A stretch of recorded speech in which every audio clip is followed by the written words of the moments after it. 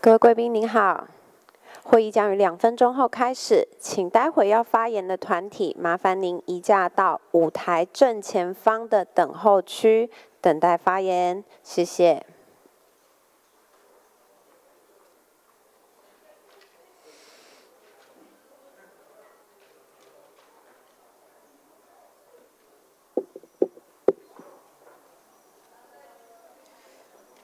快1分钟了。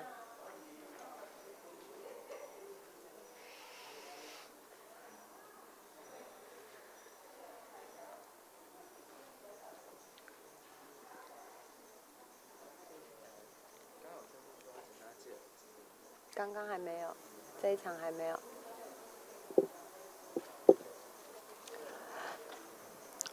再次提醒，本会议即将开始，还没有佩戴耳机的团体，麻烦您请务必佩戴耳机。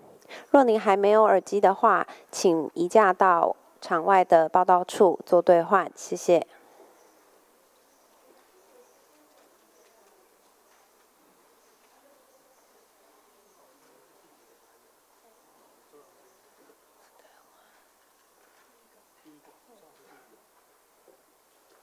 开始哦。各位贵宾，您好。本场次会议委员会与非政府组织会议3正式开始。Good afternoon, ladies and gentlemen. The meeting with NGOs, Cluster 3, now begins. 现在就让我们欢迎第一组团体——中华民国，台湾社区居住与独立生活联盟 （Taiwan Community Living Consortium） 代表发言，谢谢。好。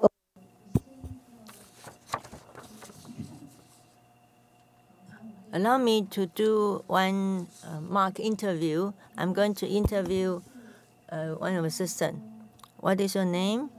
And where do you live? I live at home. Where did you used to live? I live in an institution. Where do you prefer to live? I live at home. Why? I can be more independent. But what happens to the Wufeng institution? It was not a good place. How many roommates do you have? 5. And how many roommates did you have in the institution? My mother and me. And why would you like to tell the government, I want to live at home or for the rest of my life? You mean you want to live in you want to live in this the place? I want to live in this a home-like environment for the rest of my life. So could we have this time starting now? This is a reasonable accommodation. Thank you. Thank you for your support. In Taiwan, the person with a disability wants to live in a community rather than being placed like a plant in the institution. But this kind of movement has been around for 20 years. We have advocated for this kind of living in community, independent living, and for personal assistance, we have advocated for that 10 years. But compared to this, in Taiwan, we have 1.2 million people with disabilities, and each person could get only maybe 0.68 US dollar or 0.59 euros. So most of the time goes to institutionalized daycare or day program, meaning those institutions. So we would like to ask the international review members to support us in urging the government to listen to us. Where do we want to live? We want to listen to us, not the parents' voice, not the NGO representatives' voice, let alone using the standardized assessment measure like ICF or ADL to determine whether I can live in the community, whether I am eligible for asking for personal assistance. Or for government, when you do the statistics, you have to use the unique users instead of how many time of a use, because how many time use, you may be serving a lot less people, and then living in a small scale of a residential unit in a community, in a less than 6 person per house, this kind of a resident is what we prefer.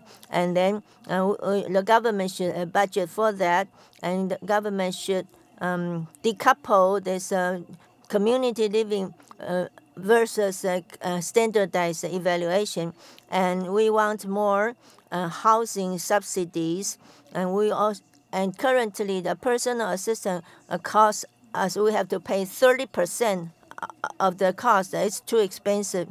And then please, government, please do the living in community and the human rights-based residential service. The government have done some kind of a short-term, middle-term, long-term plan and time frame, including how many service staff will be available, how many service stations, how many budget will be available. Please give us a more clear indication. And when could you stop this institutionalized residential care service? In the next 4 years, when we do this review committee, a lot of time there's a so-called representative of the person with a disability, but these representatives are always appointed by the government.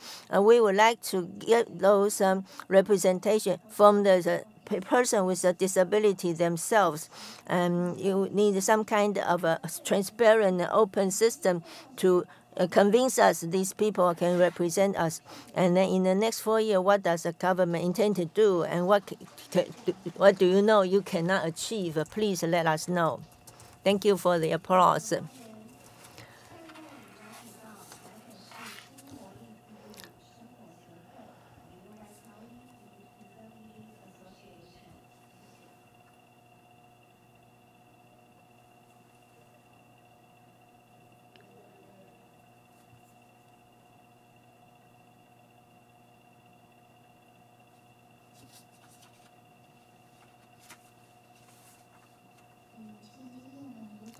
In fact, we have a lot of persons with a disability wants to come here to voice their concern, but they are afraid if they say something here, then we don't have a personal assistant to help them, because there has been a long term problems. Although we have a personal assistant available to us, but there are a lot of issues related to it.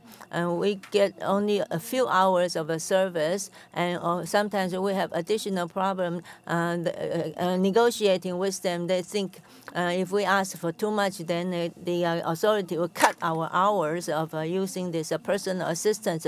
And so there is a certain evaluation system, but I think such evaluation does not reflect our needs.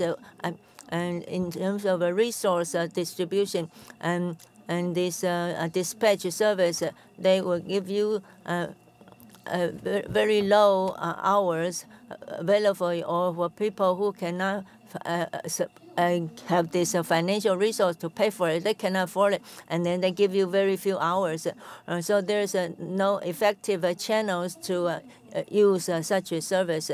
And they even tell us this service is not to replace your family members, so you have to get your own family members to do those things.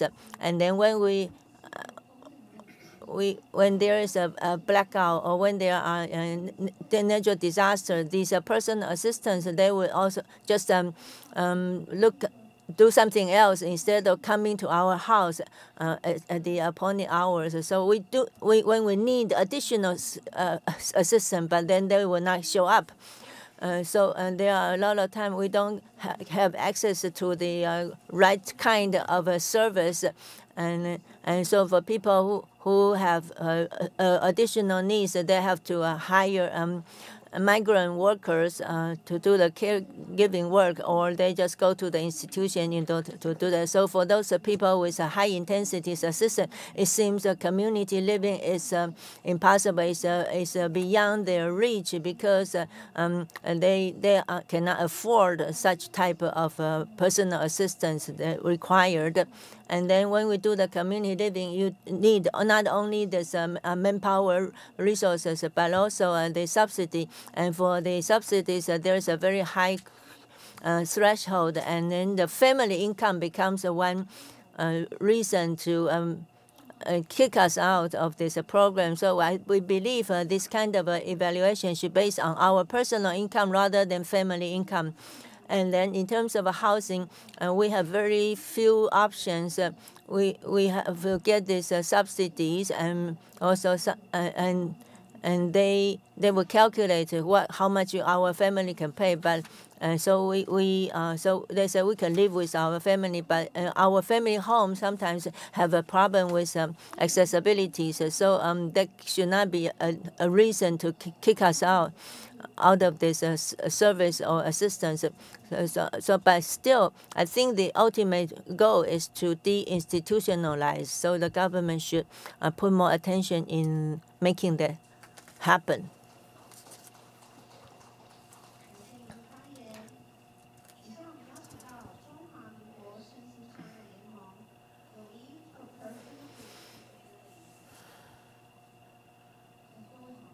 Good afternoon.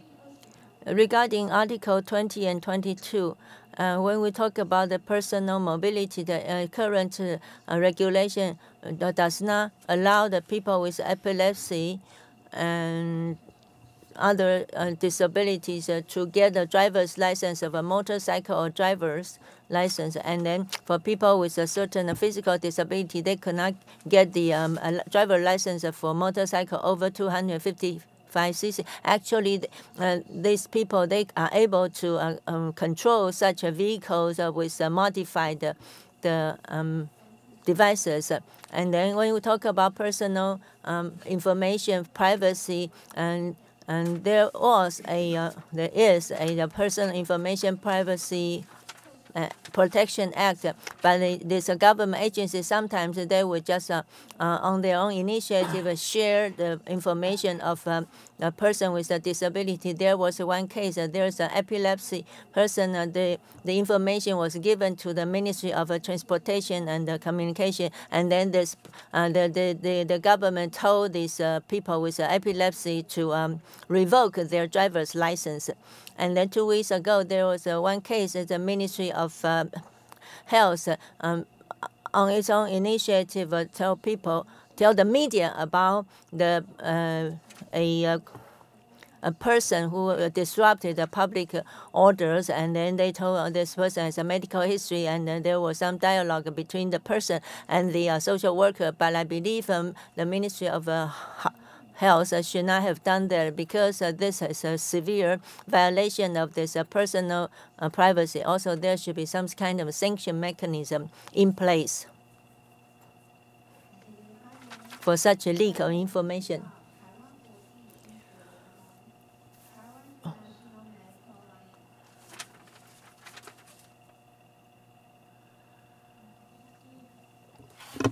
Dear distinguished members of the review committee, I'm representing Taiwan International Medical Alliance, which is a member organization of Covenant Watch. Our concern focuses on Article 23, paragraphs 1b and 1c, and which are also closely related to Article 25 on the reproductive health of girls and women with disabilities. As you have heard in these 2 days, NGOs are pretty sure that compelled abortion and sterilization is not a rare phenomenon. Yet, the government has failed to take any action. Actually, in the preparation meetings of state reports on the two covenants, the Ministry of Health denied that there is such phenomenon in Taiwan. We urge the committee to include these 2 points in your concluding observations. Firstly, to demand the government to conduct a survey or any way appropriate to get a clearer picture of the severity of these issues on the ground. Secondly, to urge the Ministry of Health to work with professional and medical associations, say for example, the Medical Association on Gynecologists or Obstetricians, to provide guidance or guiding principles on this issue, and consider any performance of the procedures of this kind not only seriously violates medical ethics, but also a crime without the explicit consent of the person with disability. Thank you.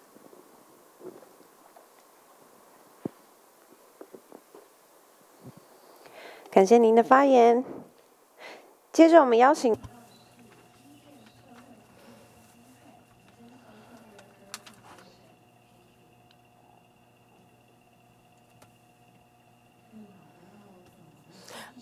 I would like to say something regarding Article 19.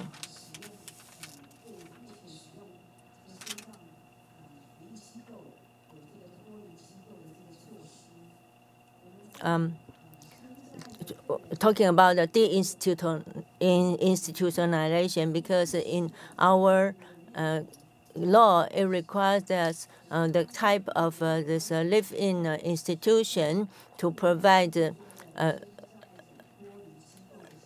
additional measures for the inmates or the residents to have a deinstitutionalized plan or time frame schedule, because we want this institution to help this person with a disability to have some kind of a plan in order to gradually leave institution.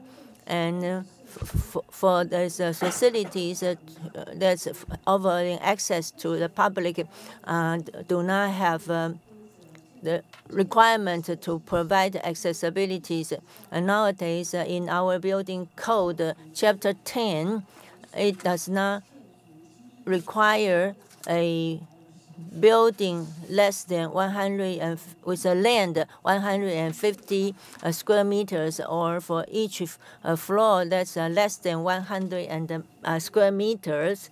And so not all this building have barrier-free access.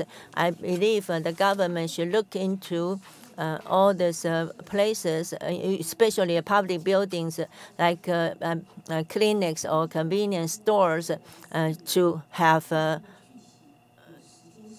barrier-free access. And then the government should set some kind of a priority list or timelines for all the public buildings to provide access to persons with a disability.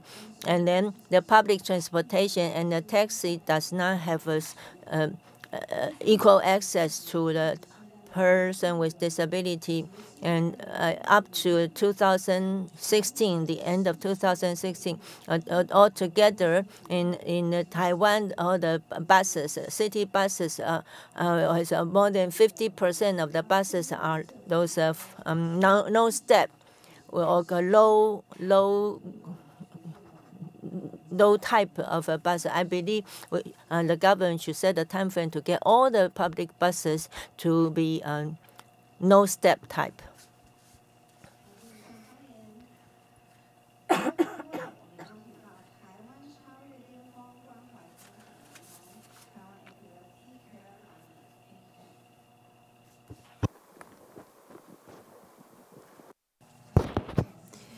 I would like to talk about Article 19 and 23.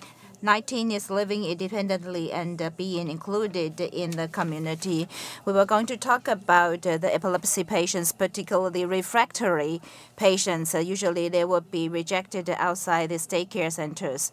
And then because they won't be able to participate in the community, their situation will be even worse, or even they will come up with psychiatric problems. So we would like to encourage the government to give these refractory epilepsy patients equal rights to participate in the society.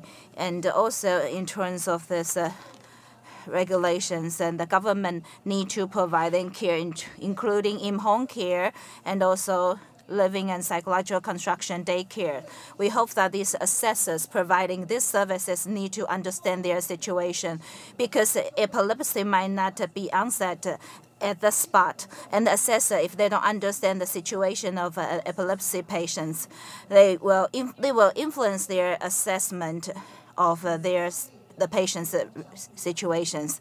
Epilepsy, stroke, cerebral palsy, or cerebral neural diseases.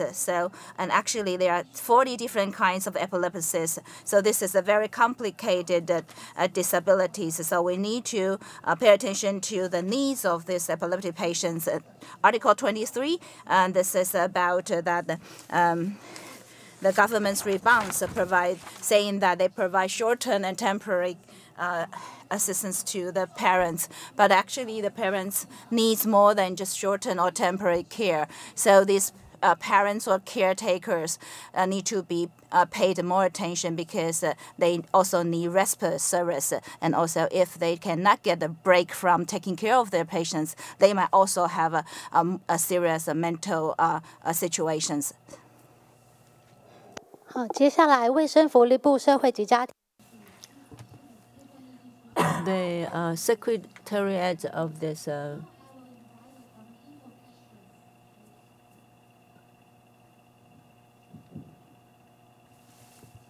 Once again, thank you very much for the very rich information from all the speakers.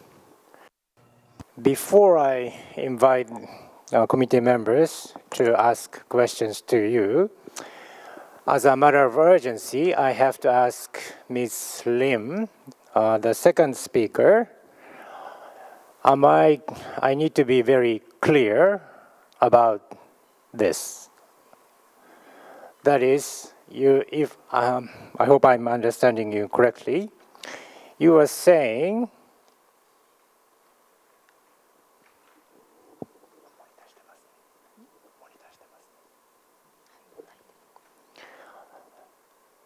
some of you, your colleagues, are afraid to come and speak because if your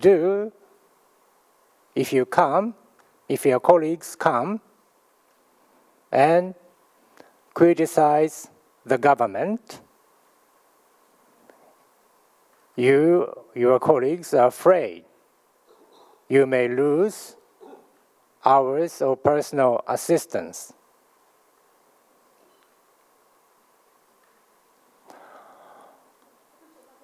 That is a very serious issue. If that is the case,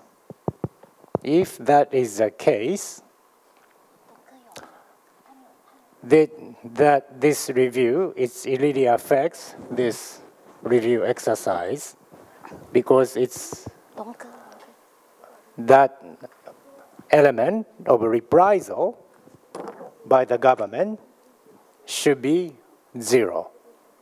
That has been our understanding.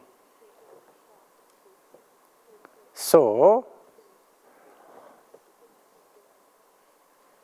would you like to clarify your statement, please? What I meant was that not for this time, for this review committee, just that we have a lot of colleagues and friends. After this conference, we also have another conference. We would like to invite a lot of government agencies who provide this in-home care or personal assistance. A lot of people saying they will be afraid to go to this conference to offer their comments because once they return to the community, because of this kind of remarks made in the conference, it's going to impact the relationship with those agencies providing the in-home care or personal assistance. Because I got this kind of impression, such as my friend next to me, she sells chewing gum, and she used to live in an institution, and her name is Zhou Qiren, and I used to talk to her. Would she be able to do some kind of negotiation with these agencies to voice their concerns, to ask for more assistance, but they are afraid to voice their concern because they will be blacklisted or they will be cut, their hours will be cut, or their service will be cut.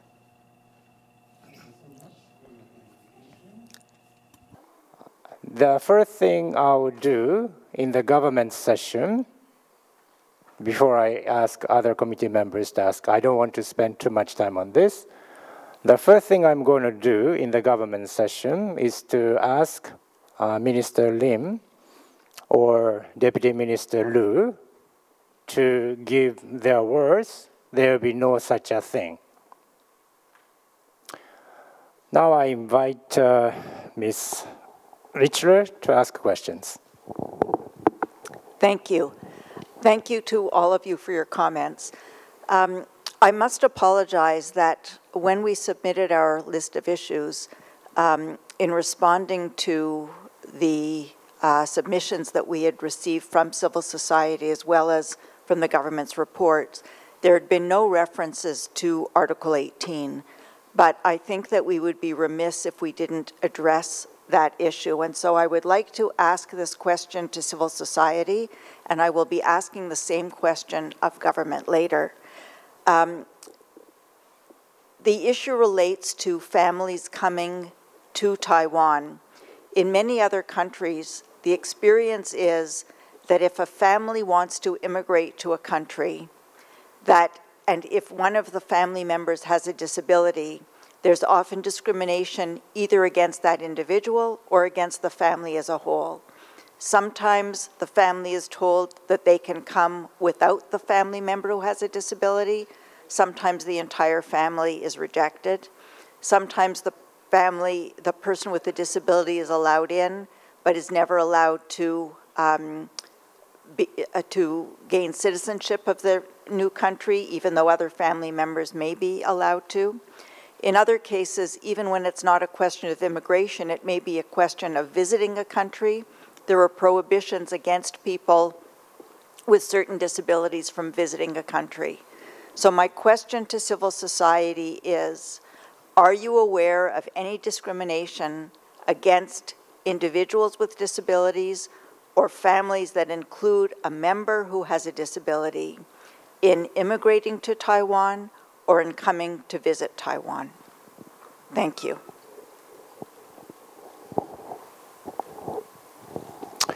Now I invite Dr. Oratska.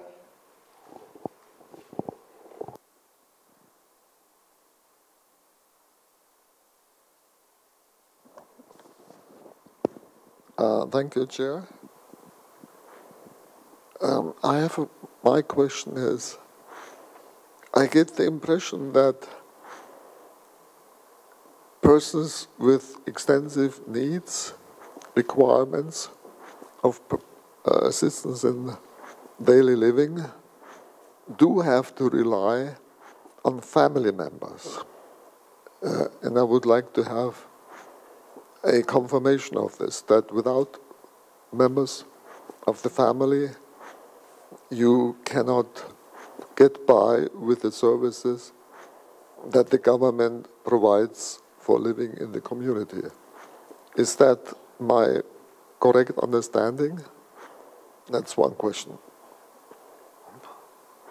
Now, regarding the people who do not have family, where do they live? Are they required then to live in an institution? And again, I'd like to have a confirmation on this. I also understand that you have to pay co-funding services like personal assistance. So, from my understanding of the reading of the reports, the pension that persons with disabilities get who have never worked is around 4,000 Taiwanese dollars, which is probably not sufficient to even get enough food. So I'd like to have confirmed that the persons who need personal assistance might not have always the required funding to get this personal assistance. I have an additional concern. In the official answer of the government to our list of issues, there's a mentioning that the government provides supportive services for living in the community under the condition that the respective person has the capacity of making their own decisions and choices and are, quote unquote, self-responsible, unquote.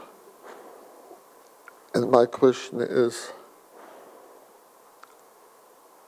the civil society aware of methods for supported decision-making?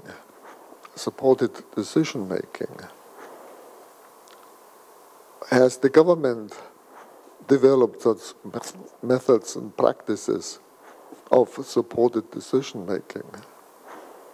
This is my question. Thank you.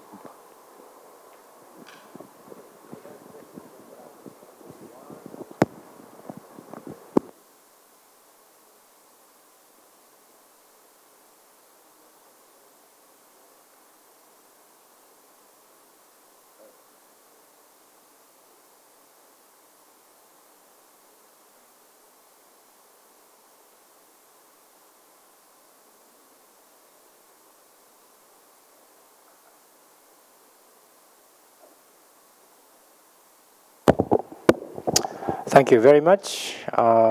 My question relates to Article. I'm so disorganized with my questions. They have. Yes. Here.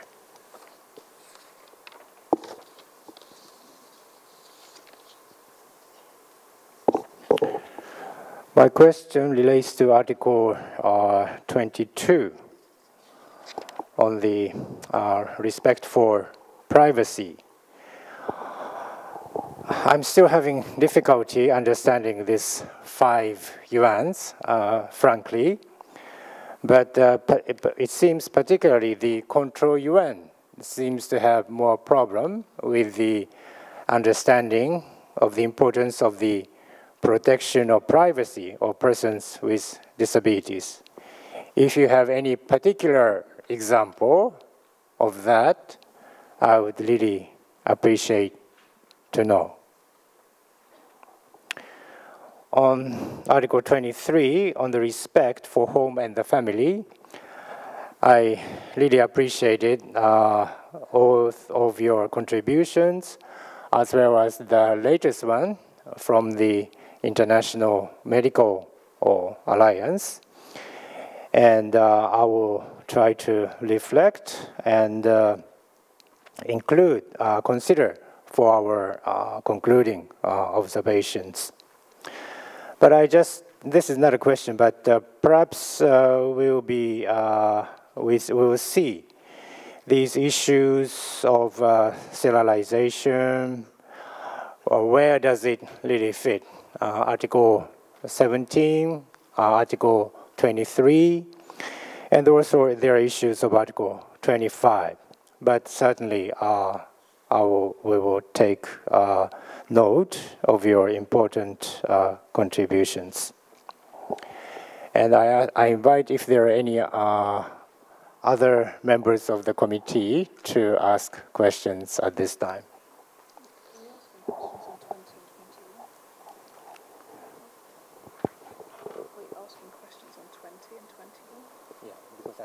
Didn't have any. Okay, I will ask.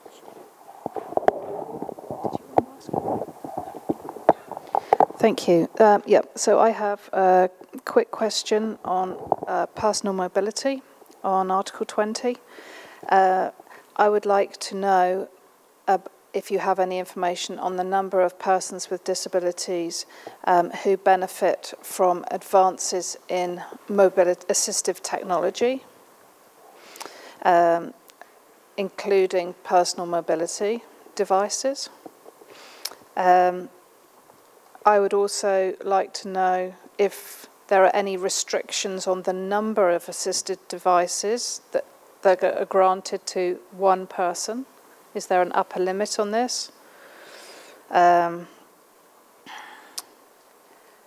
I would also like to know, in terms of freedom of information and access to information, if providers of information through the internet,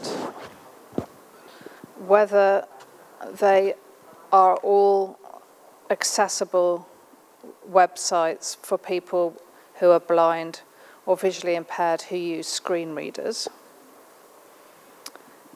And in terms of news broadcasting, some of this was touched on yesterday, about the percentage of time that news broadcasts are made available in sign language, with sign language interpretation,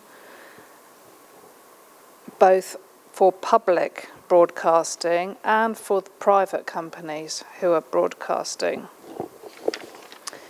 And my last question is for the people sitting at the front here who did the interview on living at home versus living in an institution. I wanted to personally thank you for that interview. It was very powerful, and I really appreciate you speaking openly about that.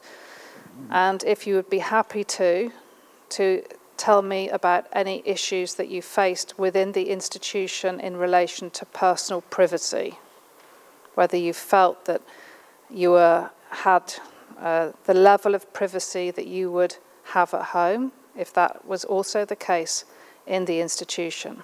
Thank you. "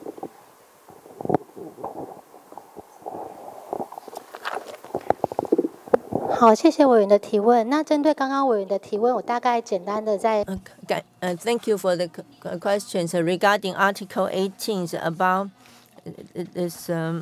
The families with a person with a disability, whether they have a difficulty trying to immigrate into Taiwan, or if there are people requiring a special care, if they don't have family members to help, then do they have to be institutionalized? And then if a person does not have work, do they have the subsidies only $400?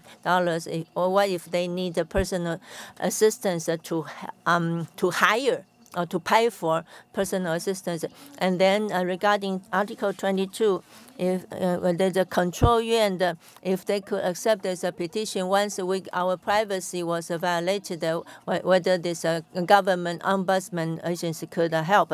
And then you asked about some specific information. And someone also asked about these high-tech assistive devices, whether it's available, and what about the numbers, limitation on numbers, or the sign language interpretations percentage in the broadcast, whether from a public broadcast or for a private company website and so on, or the brailles for the blind people. Please use microphone. Okay. Well, the microphone is not working. Oh, excuse me, I made a mistake. I made a summary of all these questions from this review committee. So if you have any information to offer, please raise your hand.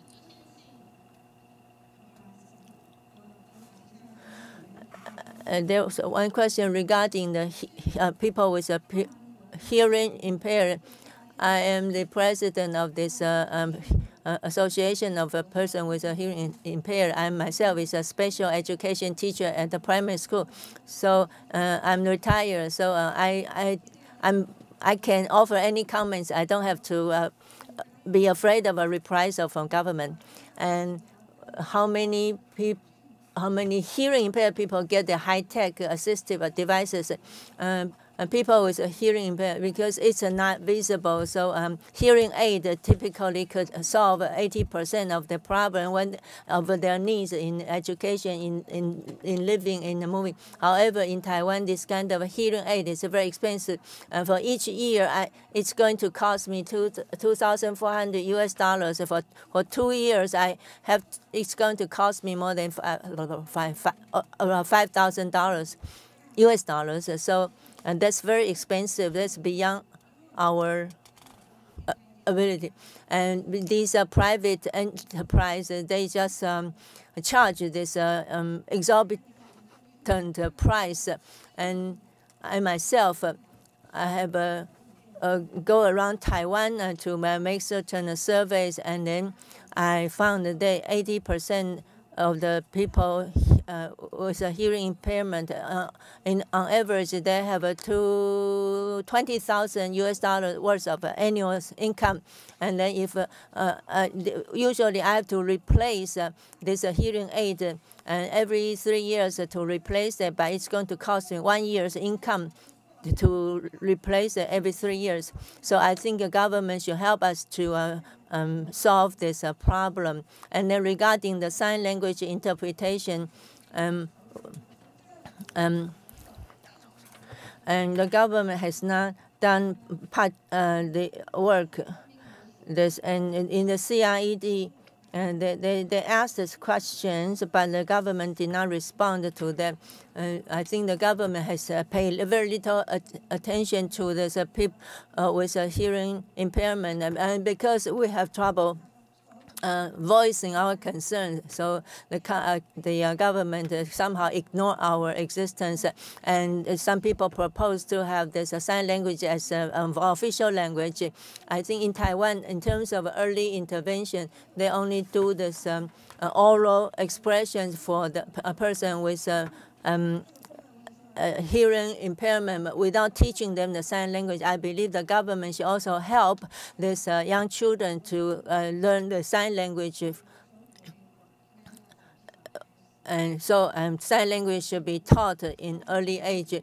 And then in Taiwan, we have something we call the native language. I believe when we say native language, I believe sign language should also be taught at the early age for people with a disability to learn. And then there's a native language. We would like to have the question responded directly. And regarding this question from Richter, they're asking about what people who intend to immigrate into Taiwan, if there's a family member with a disability, are they allowed to come to Taiwan? Is anyone has information regarding that? Allow me to respond to Richard and Adolph's question about any discrimination in. And then from this parents, they say for immigrate out of Taiwan, they face discrimination. But for people coming to Taiwan, there's no such issues. But there are foreigners married to a Taiwan citizen, and some of them they have a disability when they came to Taiwan to marry a Taiwanese nationals, and they get to get this disability card after a while. And then we also have people from Hong Kong come to a university in Taiwan and paid for themselves. And then when they try to use Taiwan's service, because this is a Hong Kong student, so they probably have to pay for themselves using the service for people with disabilities. And responding to Adolph's questions, for people living in the community without the family support, if the person has no income, and it's probably very difficult to try to live in the community without personal income or job, especially when the person needs additional assistance, unless this person is eligible for the low income status in order to get this relevant service. If the person does not qualify as a low-income individuals, then they are not eligible. And we also have some friends, they asked me to voice their concerns for them regarding Article 19. And then they told me for this self-decision is not to go against our parents. Please believe us. Please believe that we have an ability to learn. believe that we could try to improve, just give us the support, give us this opportunity, then we will be able to take care of our parents, and we could also participate as useful contributing members of the society, and we can look after ourselves. We want to learn more about the things, this information. So please give us access to all this information for us to make our own decision.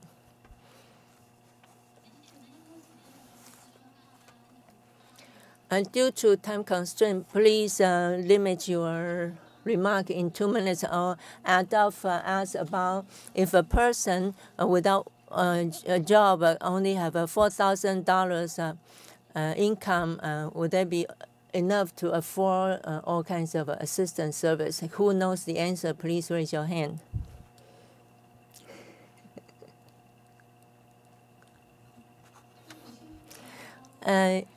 Allow me to respond to Richard, because Mr. Lin, about the foreigner coming to Taiwan. According to Taiwan's immigration law, Article 18, and Article 18, paragraph number 8, it says a person with a mental disability or communicable disease, they are not allowed to come into Taiwan. So we are not totally open to all these intended immigrants. And then there's another piece of law statute saying in Article 38, saying if the person with a mental disability, you don't have to detain the person. They can be rejected at the border. And then if a person with a disability is not capable of taking care of himself or herself, or the old people who cannot take care of themselves, then Taiwan will not accept them on coming to immigrant to Taiwan. So this is in our immigration law. And then Adolph asked about this without income, but only 4,000 Taiwan dollars. And there are two types. If this person, if they receive something we call annuity, and there's for a person with a disability, there is a pension of 4,807 Taiwan dollars, and then depending on the level and the type of a disability, this person may be eligible for extra money as a low-income person, and then they could this extra will go up to this 10,000 Taiwan dollars, depending on the local government's budget.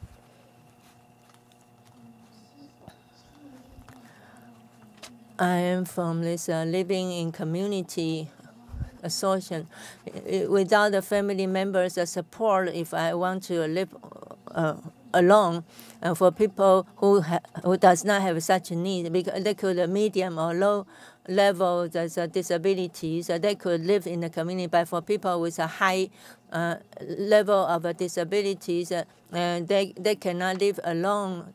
And they could only get one meal. Even for this taking medicine after the meal or going to the bathrooms, they could only get a diaper change once. And then for drinking waters, they have to go out to the drinking fountain once a day. But because a very limited shortage of such assistance, so they have to go to the institute. And recently, we have seen a lot of the caregivers hurting the care.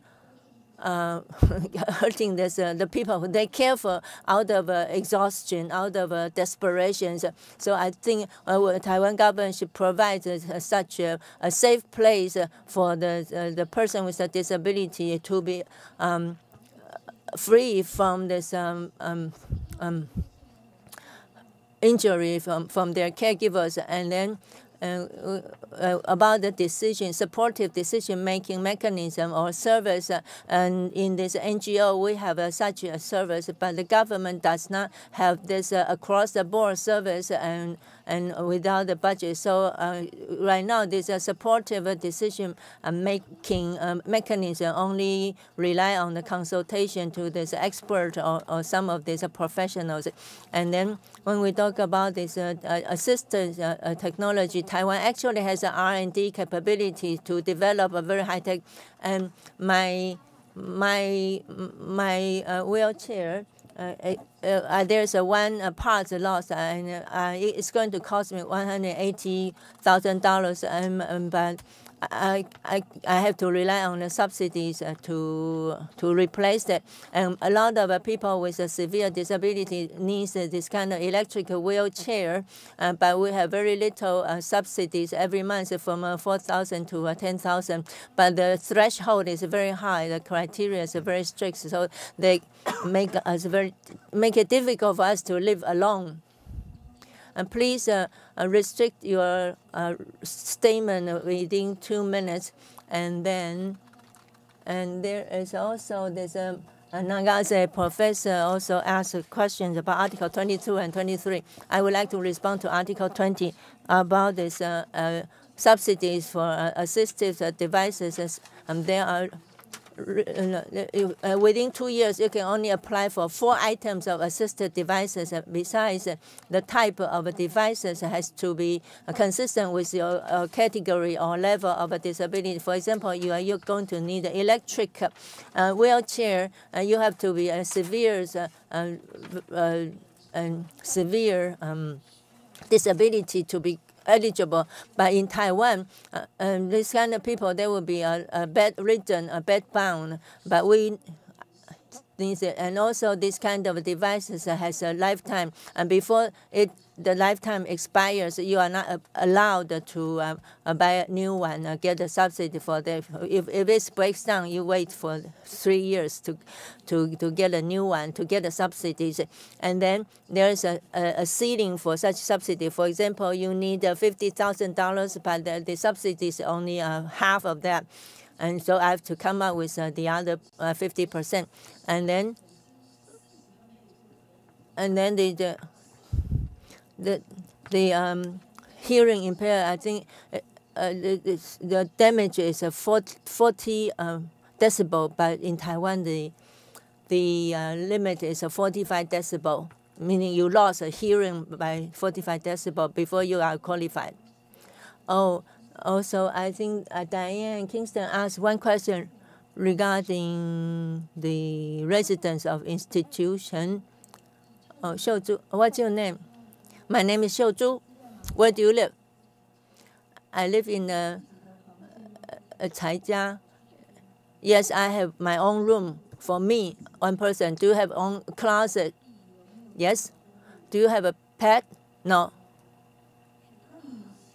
What about when you take a bath? How do you take a bath? Do you bathe yourself? I wash myself. How do you do that? Do you have the door closed? Yes.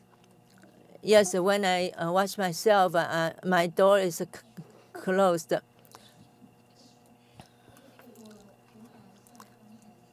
Also, allow me to respond to the question about whether there's any mechanism for the people with disability to make their own decision or decision making. I think Huifang, you can supplement later. As far as I know, the person with disability or intellectual disability, we have never been invited to participate in any decision-making committees.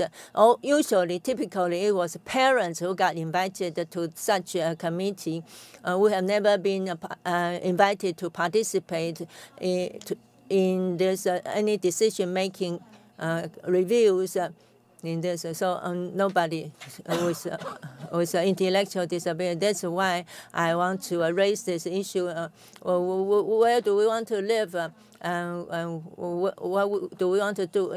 The government only listen to the parents or the experts or these service providers, but never listen to us, person with disability. I believe this is a beginning for Taiwan to think in that direction, to include, to consult person with a disability.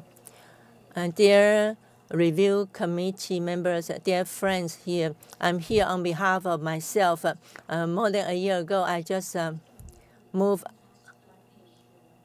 retired from a government agency. So as you can see, I have white hair. I retired early because my body degenerated. I was the first generation of a person with polio. So I used to live alone by myself. But 7 years ago, I was in a car accident, so I have to be bound in a wheelchair. And I began to use a personal assistant a few years back, but my personal assistant moved away, so she could not come to me. Sometimes one afternoon, sometimes two afternoons every week. So this kind of manpower, woman power, is very limited, and the government pay her very little, so she had to work somewhere else in order to get income, because she is from a low-income family. So always I will hope this personal assistant to come to my place to help her, but she cannot schedule the time for me because she has to go for other higher-paying odd jobs. And for persons living in Taipei, there are personal assistants to come to our in-home care 2 hours and twice of 2 hours per week. But I myself is aging. I wish to get more this kind of a personal assistance more often. But recently there were a number of typhoons. I bought 2 or 3 package of these instant noodles, and turned out that there were a few days of a storm. I could not go out, and I myself had a fever. I came down with a fever, and I ran out of waters in my rooms.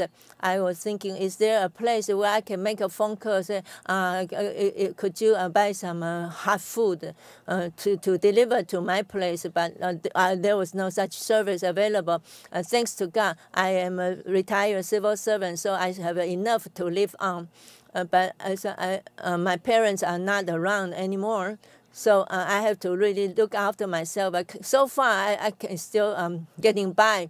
But there are times I need extra help desperately, but there's no people I can turn to for such assistance.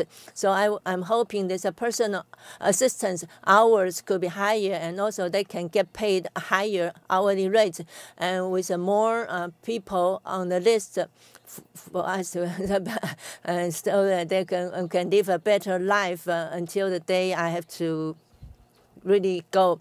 And I am already around 60 years old. I hope the government would make a real effort in the next few years to give us a comfortable place. When I was little, my parents sent me, I had polio, so sent me to a nursing home. So I hate it so much, so I hope I can still live in my small suite until the day the God summoned me to go to heaven. Due to time constraint, we will allow only one more remarks. I hope you could supplement the previous answers. And Professor Zhou asked me to do.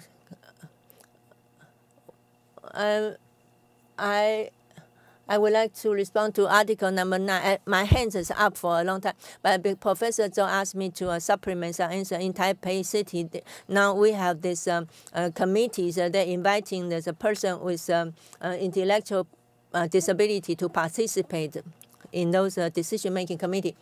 And I would like to urge this committee, the CRPD committee, to in September 27, there's a number 5, the general comments regarding this independent living, and compared to other countries, in Taiwan, this kind of general comments in Taiwan, we have the Implementation Act. So this general comment has a legal binding power in Taiwan. So here it says state even has to abide by a core element, and independent living is an enforceable element rights. So here I would like to urge this review committee on the stage to urge our government to implement, to realize the kind of obligation they have in our Implementation Act. briefly responding to that, you talk about this sign language in the news broadcast. In the government's response, it says our NCC National Communication Committee will ask all these broadcasters to do this sign language, but after negotiation, we found that it was a failure. Previously, there was one Golden Bell award ceremony in Taiwan. So hearing impaired, they get hire their own people to do this sign language interpretation over the broadcast. Obviously, they didn't know these people with hearing and impaired could ask for such a service from the government. 已经正式结束了，我们将休息30分钟，请大家于3点半的时间再度回到现场，谢谢。Thank you, ladies and gentlemen.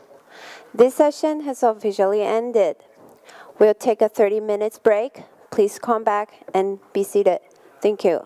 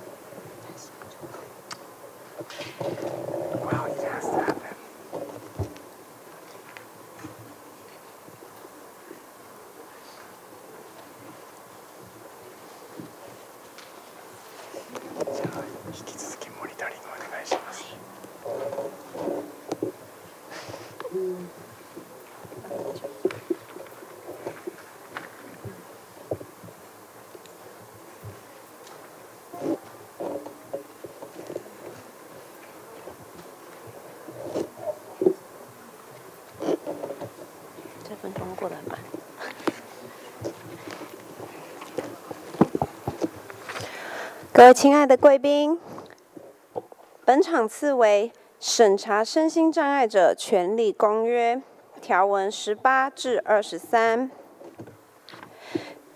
Welcome back to report review on the articles 18 to 23. 再次提醒您，发言前请举手，发言时务必精准扼要，并留意时间。谢谢。Attention please. Please raise your hands before making remarks, and please keep it short. Thank you for your cooperation. 现在会议正式开始，有请委员发言。Now I'll pass it on to the committee. Thank you.